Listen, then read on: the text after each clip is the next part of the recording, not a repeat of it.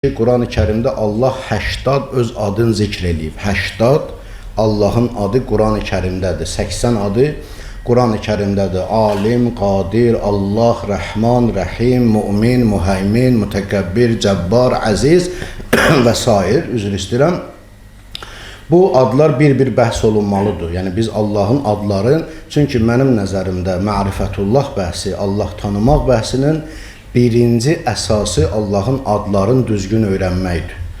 Allahın adların Əsmaul Husnanı, o gözəl adları düzgün şəkildə öyrənmək Allah tanımağın əsas mərhələsidir, əsas pilləsidir, birinci mərtəbəsidir. Çünki biz hamımız bunu bilirik ki, Allah Taala kunhu zati, yəni olduğu kimi heç vaxt tanınmaz, bilinməz. Bizim ona idrakımız da çatmaz, bizim ona əqlimiz də çatmaz, bizim ona hissimiz də çatmaz. Ona görə biz Allahı yalnız və yalnız onun adları və sifətləri ilə tanıyırıq.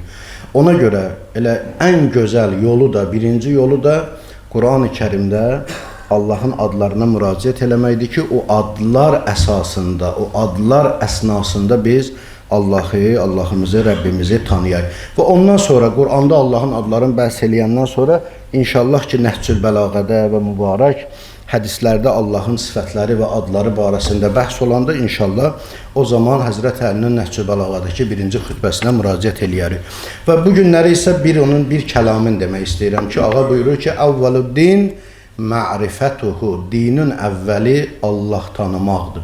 Fikir versiniz əzizlərim, keçən həftə dediyim hədisdə Həzrəti Rasulullah sallallahu aleyhi və alihi və səlləm buyurdu ki, elmin əsası Allah tanımaqdır. Həzrət Əli buyurdu ki, dinin əvvəli Allah tanımaqdır. Fikir verin, bu çox gözəl bir nöqtədir. Çox əhəmiyyətli bir məsələdir ki, elmin əsası ilə dinin əvvəlinin eyni olması bir daha bizə sübut edir ki, elm və din ikisi də eyni mənbədən, Allahdan və Rəbbimizdən olduğuna görə bunlar arasında heç vaxt təzad və ziddiyyət ola bilməz. Yadınızda qalsın, bu məsələ çox mühüm məsələdir. Çünki bir dəstə insan var qüvvəsi ilə çalışıblar ki, dinin elmlə ziddiyyət təşkil elədiyini desinlər. Bir qism insanlar da elmin dinlə ziddiyyət təşkil eləməsini önə çəkiblər. Yəni, sanki elmi adamları elm dinlə müxalif ziddiyyət təşkil edir, dini kənarlaşdırmaq istəyiblər.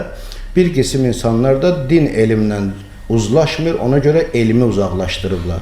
Amma əzizlərim, bir daha Həzrəti Rasulullah sallallahu aleyhi və alihi və səlləmin və Həzrəti Əmirul Müminin Əli əleyhissalamın bu kəlamların birləşdirəndə bir gözəl nəticə alınır. Elmin əsası Allah tanımaqdır.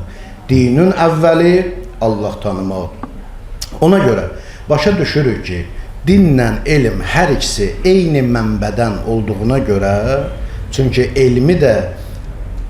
elmin belə deyək, o əsası ki, ağıldır, insan ağlının məhsuludur elm. Ona görə ağıl da Allah Taala'nın verdiyi nemət olduğuna görə, din də Allahın göndərdiyi nemət olduğuna görə heç vaxt ola bilməz ki, bunlar bir-birindən ziddiyyət təşkil eləsin. İndi ola bilsin kimsə sual verər ki, axı, biz bəzən görürük ki, elmlə din arasında ziddiyyət görürük. Onda onu necə başa düşər? Onun bir cavabı var əzizlərim. Ya biz dindən başa düşdüyümüz doğrudur, ya bizim elmi nəticəyə gəlməyimiz doğrudur. Ola bilməz ki, sən dini də düzgün başa düşəsən, ola bilməz ki, sən elmdə də son nəticəyə gələsən, bunlar arasında ziddiyyət ola. Bu mümkündür, ola da bilməz.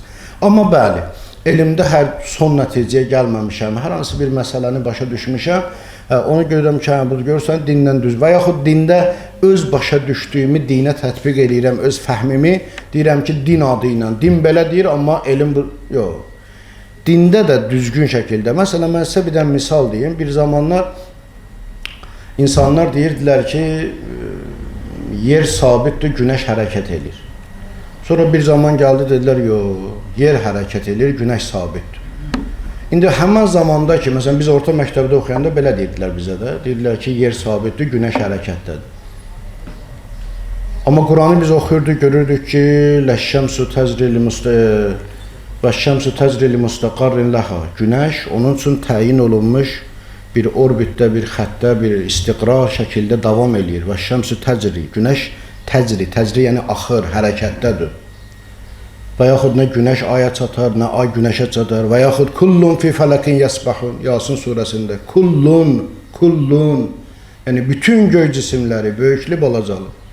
Kullun fi fələkin yəsbəhun. Hamı fələkdə yəsbəh, fələkdə dövr edir, üzür. Yəsbəhun yəni üzürlər, axırlar, hərəkətdədirlər. Bəli, o zamanda o ki bir insan ki elə bilirdi ki bu elmdə son nəticəyə gəlib günəş sabitdir, yer hərəkət edir. O deyirdi ki görürsən Quran düz demir, Quranda xurafat var. Quran deyir ki günəş hərəkət edir amma günəş hərəkət eləmir. Amma bu günləri sən elm adamından soruş deyəcək, bəli günəş də hərəkətdədir, ay da hərəkətdədir, yer də hərəkətdədir. Ümumiyyətlə o ki maddedir, o hərəkətdədir. Ola bilməz ki madde olsun, hərəkəti olmaz. Mümkün deyil bu. Çünki maddanın iki cür hərəkəti var. Bir belə adım belə qoyaydı, asan da olsun. Xarici hərəkət, yəni bu nöqtədən o nöqtəyə gedirəm.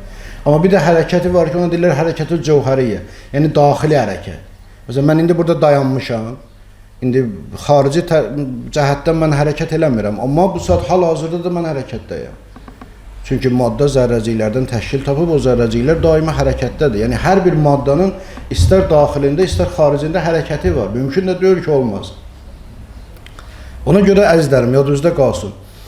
Elmdə də son nəticəyə bugün gəlir, Quran da bizə açıq-aşkar deyəndə görürük ki, bəli, burada heç bir ziddiyyət yoxdur. Bu bir də mühüm məsələ yadımızda qalsın. İkinci məsələ, Həzrəti Əlinin buyurduğu ki, əvvəlu din ma'rifətuhu, dinin əvvəli Allah tanımaqdır. Burada dinin əvvəlindən məqsəd nədir? Çünki əvvəl iki cürdür. Bir var əvvəl, biz ona deyirik zaman baxımından əvvəl. Yəni əvvəlcə mən məscidə daxil oldum, sonra sən daxil oldun. Burada zamanda aramızda nə var? Təqdim, təxir var. Əvvəl biri, sonra o birisi. Amma bəzən isə bu əvvəl, sonra zaman baxımından olmur, rütbə baxımından olur. Mən bunu niyə deyirəm sizə? Çünki məqsədim var. Əgər biz Həzrət Əlinin kəlamın, dinin əvvəli Allah tanımaqdır, bu cür bunu zaman baxımından başa düşsük, onda belə çıxır ki, biz əvvəl gərək namaz qılmayaq, oruç tutmayaq, Əvvəl Allahı tanıyaq, sonra namaza başla. Əvvəl Allahı tanı, sonra ona görə əzizlərim, bilməliyik ki, burada əvvəldən məqsəd zaman baxımından deyil, rütbə baxımındandır. Rütbə baxımından. Nə deməkdir bu? Bəli, rütbə baxımından da təqdim təxir var. Bəzən görürsən ki, zaman baxımında iki hadisənin arasında heç bir fərq yoxdur, amma biri o birindən rütbədə qabaqdadır. Bir də misal deyimsə, sadə misal. Sən əlində açarı götürmüşsən, qıfılı açırsan. Fikir ver, bir də əlimə bax.